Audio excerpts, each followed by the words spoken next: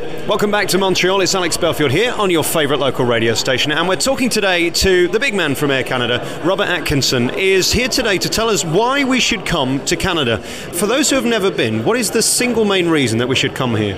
Well, I think it's a terrific country to come to. Probably a lot of your people don't realise that in fact Canada is the second biggest country on the earth. It ranges from the Atlantic Ocean with the provinces of Newfoundland and Labrador and Nova Scotia, right the way over to the Pacific Ocean in British Columbia. So you've got Canada sandwiched between those two great oceans.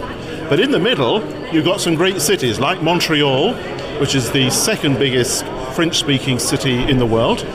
And then we also have places like Toronto, which is the largest commercial part of the country. And it's also the home for Canada's flag carrier, Air Canada. And what I've noticed more than anything about Canada generally is its visual beauty, the colours, the culture, the buildings. It really is unique, isn't it? It certainly is. If you're going in the spring, it's a terrific time to go. If in the summer, wonderful time to go down possibly to the wine region. In the Niagara Peninsula. I wonder how many people realise that Niagara is on the same latitude as Barcelona, and it's in that part of the world, great wineries, which you see in Niagara, or if you go west to British Columbia, to the Okanagan Valley, where they do some tremendous red wine in that part of the world. And talking about times of the year, we've come at the coldest. It's not very warm, is it? No, but a lot of people, if you're going to go shopping, and at the moment, it's just about $2 to the pound, which is great value for the British traveller. And also, there's some tremendous shopping opportunities. So this time of the year, when it's very cold outside, a lot of people go underground into the shopping malls downstairs beneath the surface, both in Montreal and in Toronto. It's a very clever idea, that, and you really do need it, because when we say it's cold, it's not British cold, it's really cold. My advice there is wrap up warmly. And if you go down the Rideau Canal in Ottawa, you can go skating, Ottawa being the national capital, just on the border between Ontario and Quebec. Then you can go skating down there. And for some people who may have seen on some of the television channels, you've got the ice highway right up in the north of the country going up in the Yukon. So what we're saying then, if you come between, let's say, October and March, you really do need to wrap up warm. Mm-hmm. The rest of the year, it gets beautifully warm. It must be very odd to live here, because one minute you're freezing cold, the next minute you're really in glorious Barcelona weather. I think everybody in Canada's got used to, because it is a four-season destination. If you're in, say, Vancouver or in British Columbia, it's the only place I know on earth where you can go skiing in the morning and you can go sailing at lunchtime and be on the beach in the afternoon. Now, you can't beat that, can you? It's so culturally diverse. I don't think there's anywhere else in the world that's such a melting pot of all different cultures and social activities and things to eat and to go and see. Absolutely. I mean, you've got obviously the French influence in the province of Quebec and also in New Brunswick. You've got a tremendous number of British people over the years who have got very strong family links in Ontario and in British Columbia and Alberta. And more recently, there were a lot of people who came over from Hong Kong and the Asian Rim countries who came to settle in Vancouver, again adding to that tremendous cultural and ethnic diversity. Montreal itself has done so well in terms of attracting things like the Grand Prix and now has the biggest comedy festival in the world. How have they managed to achieve that? Because it's relatively small, but it's a place that is known around the world. It's fantastic, isn't it?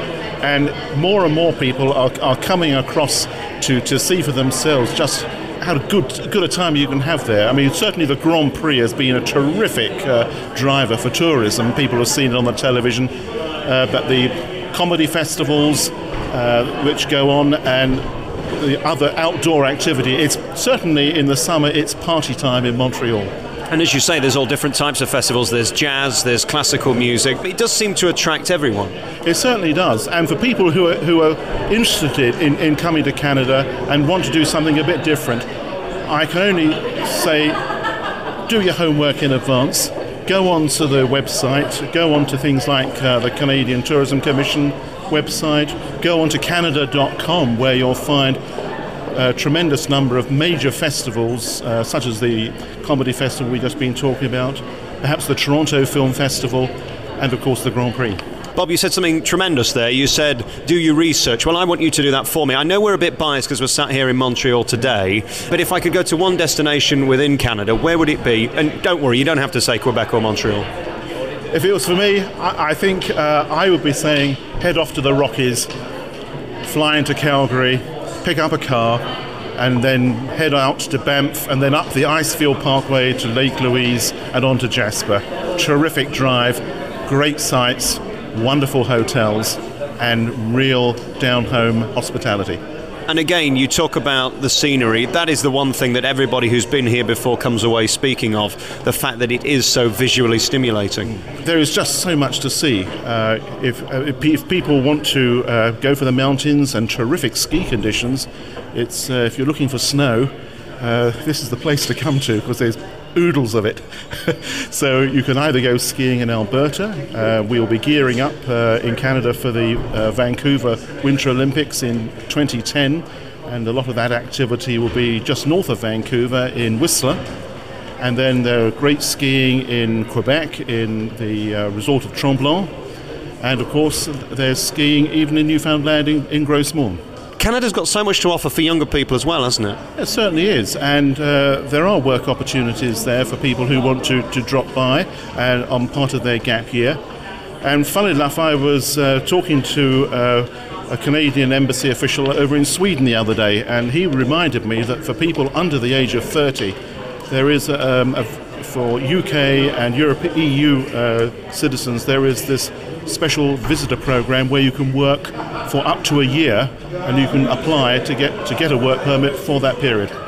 And then going back to people who come to visit generally, certainly in Montreal and Quebec, it's French-speaking in the main, but I've not had a difficulty communicating. They make you very welcome. It's not one of these places where they don't want tourists. They do actually proactively try and make you feel welcome. Yes, and they certainly do. And I've been coming across to Montreal for many years now. But I always think it's worth having a go in French, isn't it? Give it your best shot. Un peu. Is that right? I don't know what that means, but it was worth a try. Oh, good. I thought that's what it meant. It could have been very rude for all I know. And as in terms of the flight itself, it's not that far away because you actually fly over Canada to get to America or New York or wherever you fly into. So it's a pretty short flight. To go to Montreal, it's just over 7 hours. If you're going to Toronto, it's 7 hours and 50 minutes.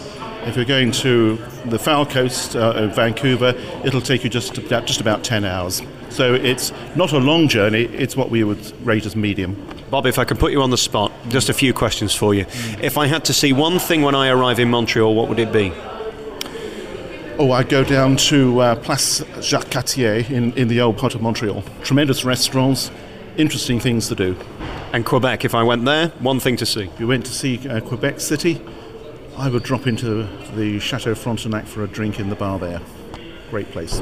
We visited that on this trip, and the splendour of it will never be recreated in 2008, will it? I'm afraid not, no, but they knew how to build, didn't they? Certainly on a size like no other. I don't know how to sum up Canada in a few words. I've only seen a very small part of it, having been to Quebec City and now here in Montreal. If you were to try and encourage people to come across, how would you do that? I would say come and enjoy yourself. It's got great arts, it's got great museums, it's got great culture. It's an opportunity if you want to go out and into the wide open spaces during the day. You can come back again in the evening to the city, to the hotels, great restaurants, great theatre, great movies. And bring some gloves and earmuffs because it's cold. And major credit cards accepted. Thank you very much, Bob Atkinson from Air Canada, talking to us today about why you should come here to Canada. Beautiful places, beautiful scenery, beautiful restaurants. There's no reason not to come, is there? Absolutely not. Bob, thank you for talking to me. Thank you.